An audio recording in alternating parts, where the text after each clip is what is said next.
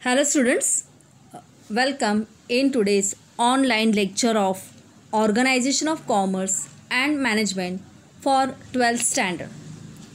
Dear students, in our 7th chapter Consumer Protection, up till now we have seen meaning and definition of consumer, then need and importance of consumer protection. This year, due to the occurrence of pandemic of coronavirus, board has reduced some part of this lesson. From this lesson, need and importance of consumer protection, this part is eliminated, and responsibilities of consumer, this part is also not there for study. So from this lesson, 2 points are reduced. The first is need and importance of consumer protection, and another is responsibilities of consumer. Okay. Yesterday we have discussed different rights of consumers. See, the consumer is the one who consumes or uses any commodity or service available to him either from natural resources or through a market. However, growing size and complexity of production and distribution system, high level and sophistication in selling techniques, and different forms of advertising confuse consumers. Powerful consumers and sellers can easily exploit consumer. So here the need is required to protect the consumer, and for protection of consumer, some rights have been given to the consumer. Today we are going to discuss all these rights of consumer. See on the screen, consumers have the following rights like right to safety, right to information, right to choose, right to be heard, right to consumer education, right to represent, right to redress, right to healthy environment, right to protect from unfair business practices, and right against spurious goods. Now here, right to safety, it means what? Consumer should always get safe product. Means that product should not harm to the health of the consumer. So safety should be assured by the seller and the manufacturer. That is called the right to safety. Then right to information. According to this right, consumer should be provided with adequate information about all aspects of goods, like its price, name of the manufacturer, contents of the goods, then batch number, then date of manufacture, expiry date, then user manual, and how to use that product. That instruction should be given to the consumer. That is called the right to information. Then we have seen right to choose. Right to choose means what? The full freedom is given to the consumer to select the product according to his requirement, according to his purchasing capacity. So the seller cannot compel the consumer to purchase any particular product only. That is the right to choose. म्हणजे प्रत्येक ग्राहकाला हा अधिकार आहे की तो त्याच्या मताप्रमाणे त्याला जी वस्तू हवी आहे ती तो खरेदी करू शकेल. कोणत्याही प्रकारे मॅन्युफॅक्चरर किंवा सेलर ग्राहकावरती कोणत्याही प्रकारचा दबाव आणू शकत नाही. म्हणूनच याला म्हटलेलं आहे की ग्राहकाला वस्तू निवडण्याचा हक्क आहे. Okay. Then the fourth we have seen right to be heard. Right to be heard means what? every business organization should listen and solve the complaint of consumer.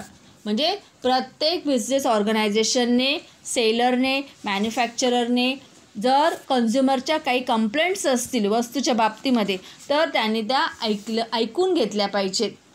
ठीक आहे. तर ग्राहकांच्या प्रतिक्रिया त्यांनी नोंदवून घेतल्या पाहिजेत. याला म्हटलेलं आहे right to be heard. Then fifth is right to consumer education. So here every consumer has the right to know about consumers' rights and solution to their problem. This right creates consumer awareness. It is necessary to give education and training to the consumer regarding Consumer Protection Act. म्हणजे इथं प्रत्येक ग्राहकाला त्याचे स्वतःचे जे हक्क आहेत आणि त्या अडचणीवरील जे उपाय आहेत, बाजारपेठेमध्ये चालणाऱ्या ज्या रीती आहेत त्या समजून घेण्याचा हक्क असतो. या ज्ञानामुळे ग्राहकांमध्ये जागृती निर्माण होते व अयोग्य व्यवसाय पद्धतीपासून ते स्वतःचे जास्त चांगल्या प्रकारे संरक्षण करू शकतात. म्हणून प्रत्येक ग्राहकाला ग्राहक शिक्षणाचा हक्क आहे. फॉर एक्झाम्पल आपल्याला देता येईल की गव्हर्मेंट ऑफ इंडिया जागो ग्राहक जागो हे अभियान सुरू केलेलं आहे की ज्याद्वारे ग्राहकांना वेगवेगळे जे कायदे पास करण्यात आले ग्राहकांना प्रोटेक्ट करण्यासाठी. तर या कायद्याचं ज्ञान ग्राहकांना अशा अभियानामार्फत दिले जाते. यालाच म्हटले right to consumer education. Up till now we have discussed all these 5 rights of consumers in detail.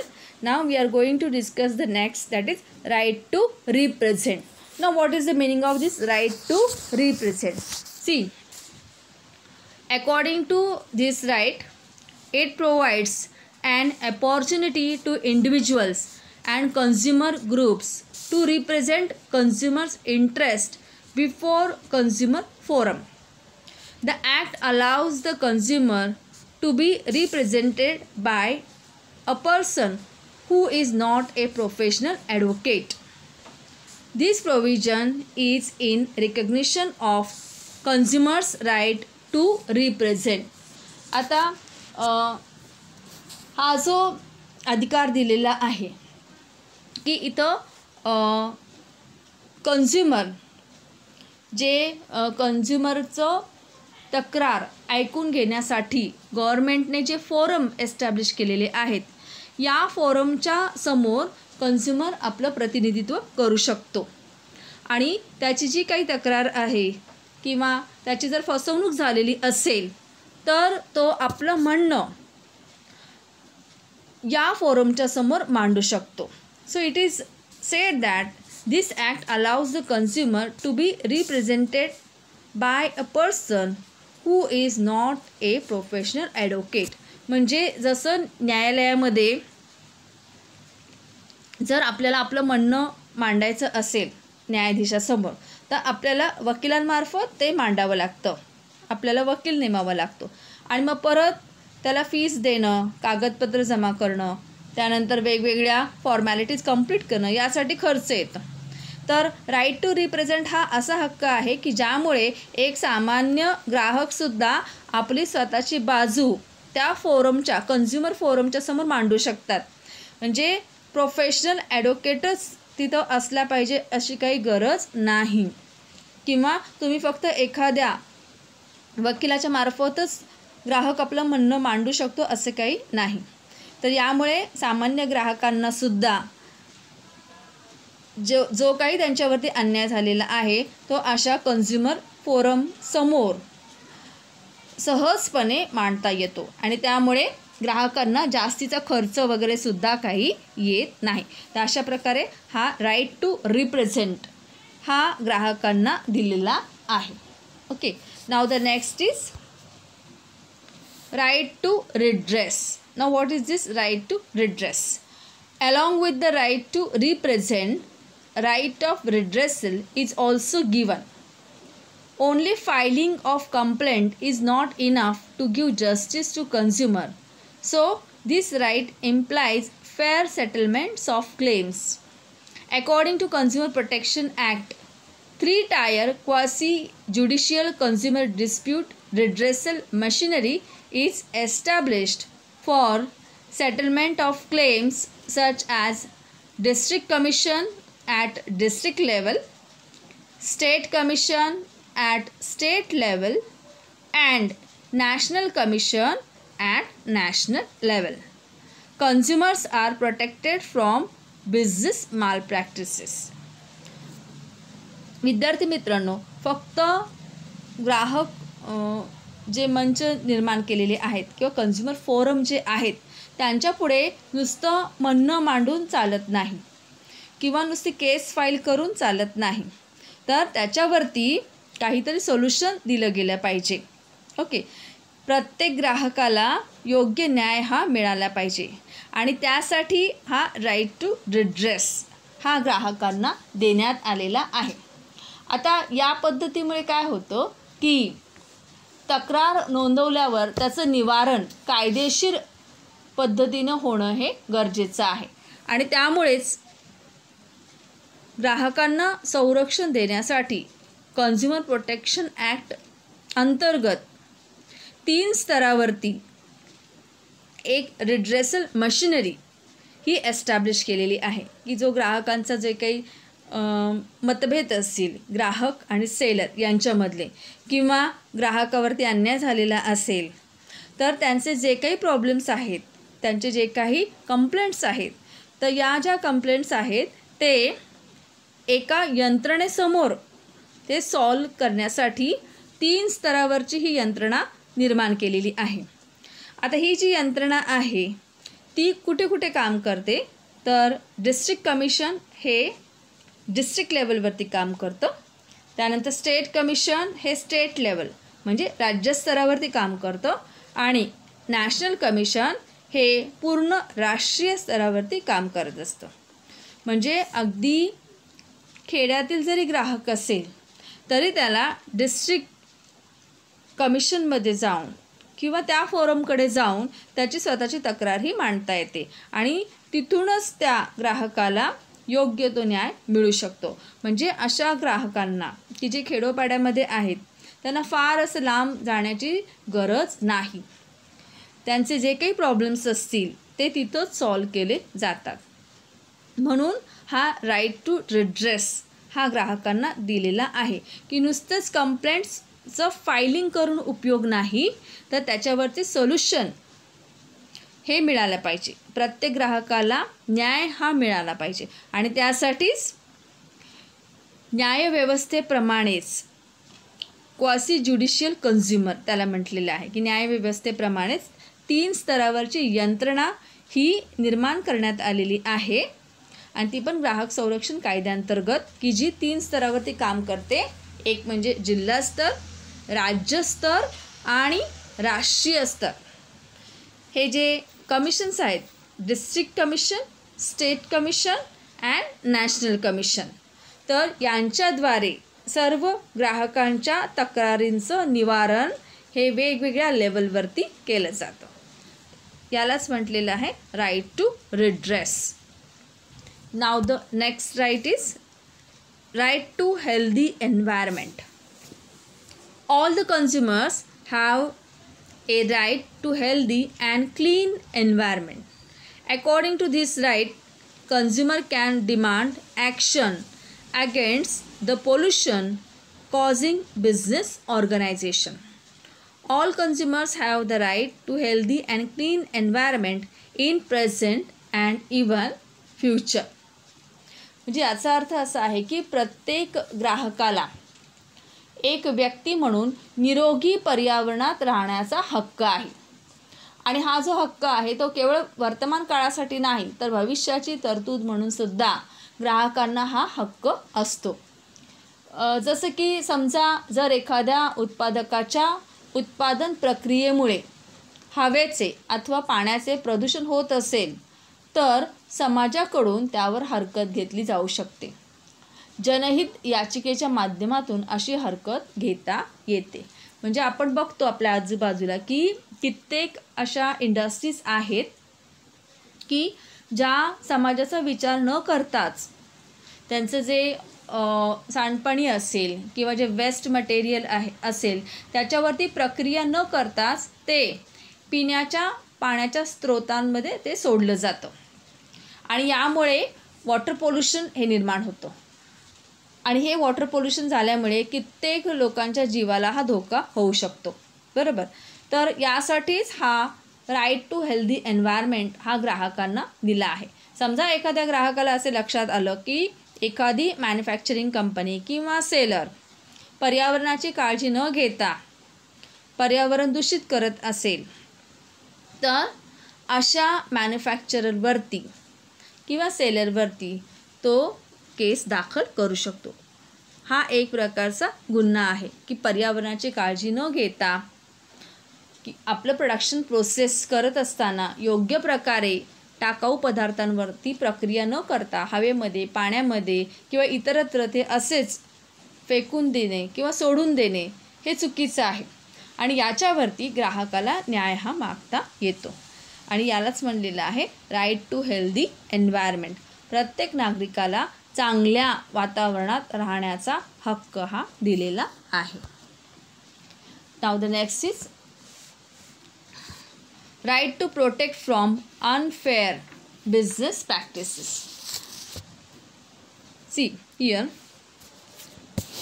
as per this right, all the consumers are protected against unfair business practices such as black marketing, profiteering, faulty weights and measures, then hike in the prices and adulteration, etc.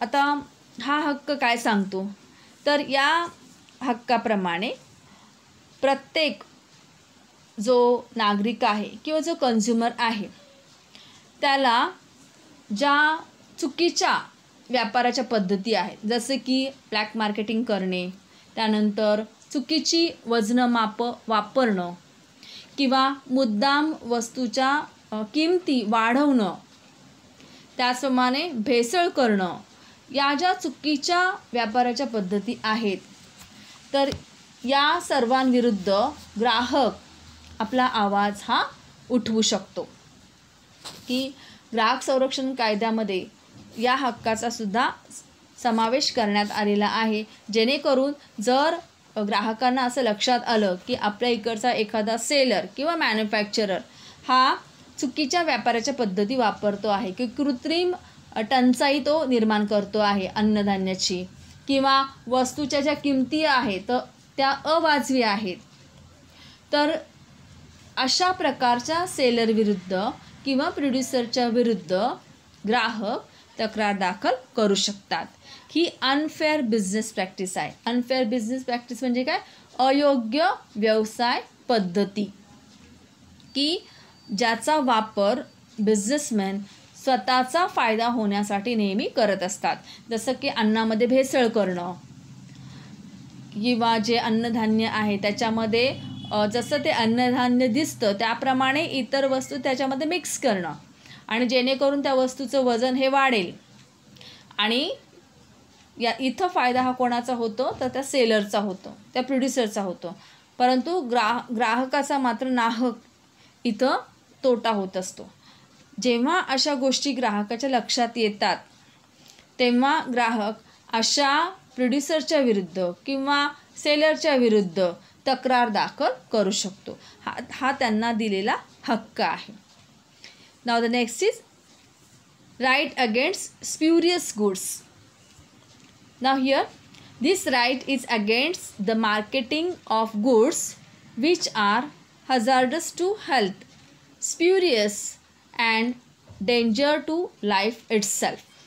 आता हा हक्क काय सांगतो तर ग्राहक संरक्षण कायद्यामध्ये या हक्काचा समावेश करण्यात आलेला आहे. या हक्कानुसार ग्राहकांना बनावट व घातक वस्तूंपासून संरक्षण मिळते. हा हक्क सार्वजनिक आरोग्याचे व मालमत्तेचे सुद्धा संरक्षण करतो. ही स्प्युरियस गुड्स म्हणजे काय तर बनावट वस्तू.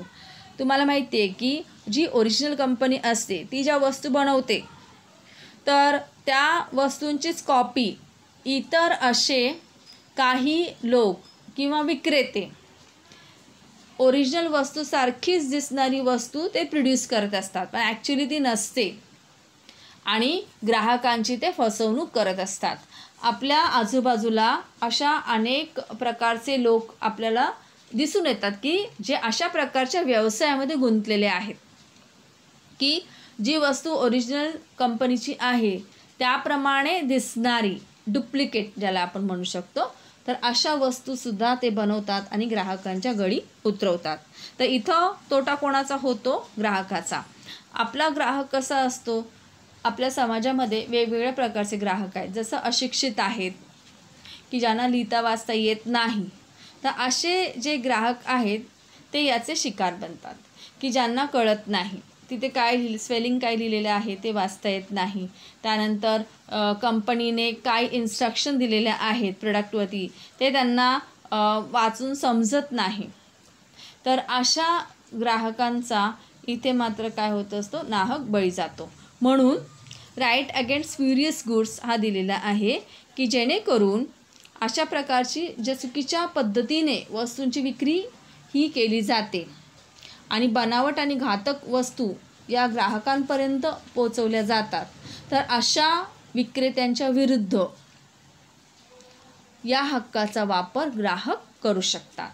Okay, so students, all these are 10 rights are given to the consumers to protect their interests.